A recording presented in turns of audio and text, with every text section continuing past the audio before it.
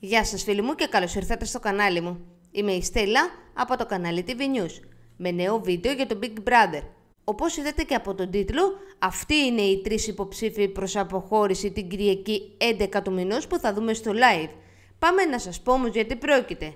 Στο σπίτι του μεγάλου αδελφού συμβαίνουν πάρα πολλά πράγματα.